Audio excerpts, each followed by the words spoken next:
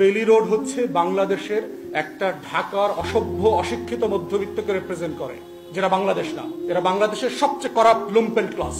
গ্রেফতার করবেন, রাজুকের ইঞ্জিনিয়ার গ্রেফতার করেন।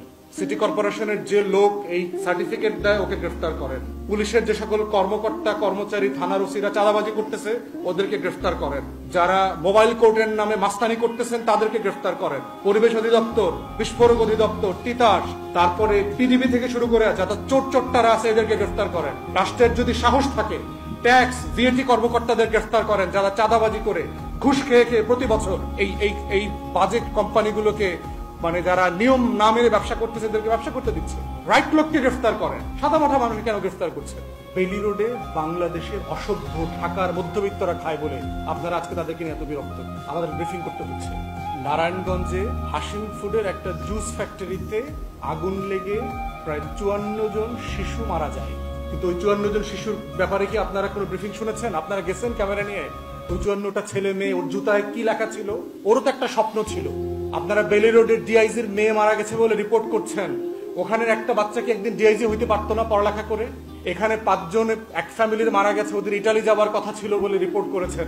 ওখানের একটা মানুষকে একদিন প্রবাসে আমেরিকাতে যেতে পারতো না, ইউরোপে যেতে পারতো না বেঁচে থাকলে। ওর স্বপ্ন ছিল না? এখানে একজন শুল্ক কর্মকর্তার বাচ্চা মারা গেছে, পরিবার মারা গেছে, আপনারা আলোচনা করেছেন। ভিকারুননিসা স্কুলের মেয়ে মারা গেছে মা সহ, ওই বাচ্চাগুলো নিয়ে তো কোনো আলোচনা হয়নি, তার নাম নাই। তাহলে মৃত্যুর মধ্যে যে বৈষম্য আছে, আগুনে পুড়ে যাওয়ার পরেও যে বৈষম্য আছে, এটা দেশবাসীকে বুঝতে হবে। দেশের কানায় কানায় যারা গরিব প্রান্তিক জনগোষ্ঠী আছে, আমরা তাদের জন্য আজকে ভয়েস রেজ করতেছি যে আগুন দেশে যেহেতু লেগেছে, বেইলি রোডের আগুন শুধু বেইলি রোডে থাকে না। 46 জন মারা গেছে, কিন্তু এই যে 800 কর্মচারীকে গ্রেফতার করেছে, এরা কারা? এরা সমাজের উচ্চবিত্ত, মধ্যবিত্ত, না সমাজের গরিব মানুষ? দোকানে কাজ করে কারা? রেস্টুরেন্টে কাজ করে কারা? কর্মচারীরা কারা? ওই 800 জনের নাম কি আমরা জানি? তাদেরকে অ্যারেস্ট করেছে। মোবাইল কোড দিয়ে হেনস্থা করতেছে, পুলিশ চাঁদাবাজি করতেছে দোকানে দোকানে গিয়ে, যে কালকে তো রেস্টুরেন্ট বন্ধ করে দিব। 5 লাখ, 10 লাখ, 20 লাখ, কোটি কোটি টাকার লেনদেন করতেছে ঈদের আগে। কোরবানির গরু কিনতেছে এখন। কিন্তু আমাদেরকে যেটা বোঝা দরকার দেশবাসীকে, যে আগুনে পুড়ে মরে গেলেও কিন্তু বৈষম্য চলে যায় না। অতএব আমরা বাংলাদেশের 20 কোটি মানুষের জন্য কথা বলছি। কারো ঘরে আগুন লাগতে পারবে না, কোনো শিশু মারা যাইতে পারবে না। যার নাম নাই, যার পরিবার নাই, যার কাউকে আমি চিনি না, সেও আগুনে পুড়ে মরতে পারবে না।